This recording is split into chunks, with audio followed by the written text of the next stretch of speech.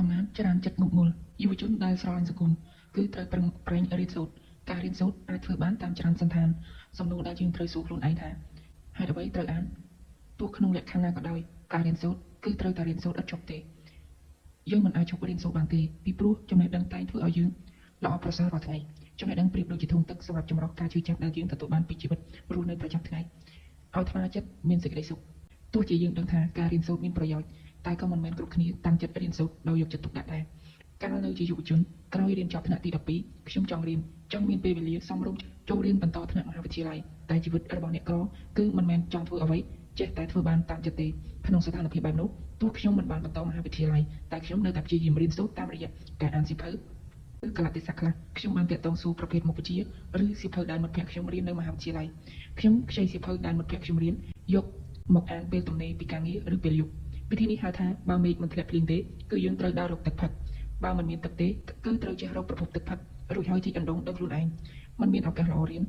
តែត្រូវចេះបន្តការសិក្សាតាមលទ្ធភាពដោយមិនបោះបង់ចោលទេការសិក្សាអប់រំការរៀនសូត្រវាអាចជួយជីវិតយើងបានចំណេះវិជ្ជាគឺជាពន្លឺជាពិសេសសម្រាប់ខ្សែចំណងជីវិតយើងឲ្យមានសេរីភាពទាំងផ្លូវកាយនិងផ្លូវចិត្តក្រៅពីនេះវាគឺជារថយន្តដែលអាចដឹកយើងទៅគ្រប់ទីកន្លែងបានសម្រាប់អ្នកមិនចេះគឺនឹងមានចំណេះពេលយើងអានសៀវភៅសម្រាប់អ្នកមានទុក្ខគឺនឹងធូរស្បើយទុក្ខនៅពេលយើងអានសៀវភៅសម្រាប់អ្នកដែលធ្លាប់តែត្រូវអ្នកដទៃមើលងាយគឺនឹងត្រូវអ្នកដទៃគោរពឲ្យតម្លៃឡើងវិញតើខ្ញុំចង់ភ្ជាប់អ្វីជាមួយនឹងប្រធានបទនយោបាយធ្វើស្រែនឹងទឹកធ្វើសឹកនឹងបាយធ្វើនយោបាយត្រូវការអ្នកដើរតាមគ្រប់សម័យកាលបដិវត្តគឺកើតឡើងដោយសារប្រជាជនហើយការផ្លាស់ប្ដូរក៏កើតឡើងដោយប្រជាជនដែរអ្នកនយោបាយគ្រប់សម័យកាល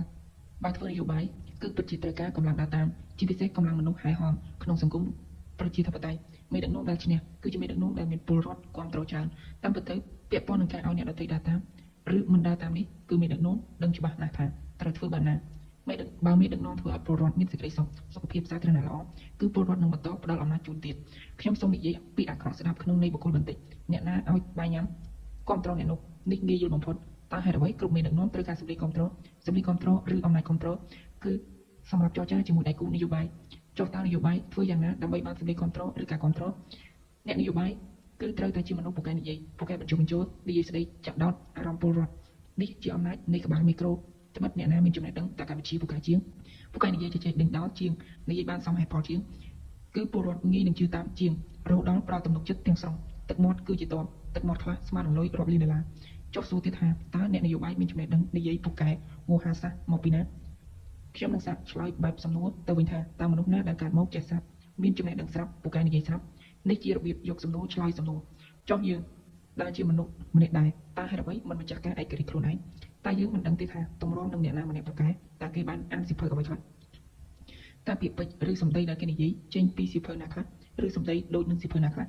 ចំណេះដឹងល្អៗដែលមានក្នុងសៀវភៅគឺមានបរិមាណច្រើនណាស់រៀនមិនអស់ទេខួរក្បាលយុវជនខ្មែរមិនអស់ទេតែអន់ចិត្តព្យាយាមចិត្តតស៊ូប៉ុណ្ណោះដែលចរិតចិត្តល្អៗទាំងនេះគឺបានរសាត់ចេញពីយើងខ្ញុំអាចសរសេរអត្ថបទបានប៉ុណ្ណេះគឺពុំមែនមានន័យថាខ្ញុំឆ្លាតជាងយុវជនក្មេងៗទេតែលក្ខណៈនេះគ្រាន់តែបង្ហាញថាចិត្តអំណត់តស៊ូរបស់ខ្ញុំមានច្រើនជាងមនុស្សធម្មតាប៉ុណ្ណោះជីវិតតតែឆ្លងកាត់រឿងជាច្រើនទើបដឹងថាលំបាកប៉ុណ្ណាបើធ្លាប់តែមើលចូលចេញមកអានខ្លះរកសៀវភៅល្អៗអានបើធ្លាប់តែស្ដាប់ចូលចេញមកអានសៀវភៅរកសៀវភៅល្អៗអានបើធ្លាប់តែនិយាយច្រើនក៏ចូលចេញមកអានខ្លះរកសៀវភៅល្អៗអានចំណេះដឹងល្អៗដែលអាចជួយជ្រោមជ្រែងជីវិតយើងគឺមានច្រើនហើយសៀវភៅល្អៗដែលយើងគួរអានយកជាចំណេះដឹងមិនថាចំណេះគិតឬចំណេះបច្ចេកទេសឬចំណេះសាសនាឬចំណេះទស្សនវិជ្ជាក៏មានច្រើនដែរមានអ្នកបើកផ្លូវឲ្យយើងគឺយើងត្រូវចេះថ្លែងអំណរគុណតែយើងក៏មិនអាចឈរមួយកន្លែងឬអង្គុយនៅថ្លែងអំណរគុណដោយមិនទៅណាទៀតដែរផ្ទុយទៅវិញយើងត្រូវចេញដំណើរទៅទៀតរកអ្វីដែលប្រសើរជាងនេះហើយចូលរួមទទួលខុសត្រូវចំពោះសង្គមនិងរៀបចំអនាគតឲ្យអ្នកជំនាន់ក្រោយ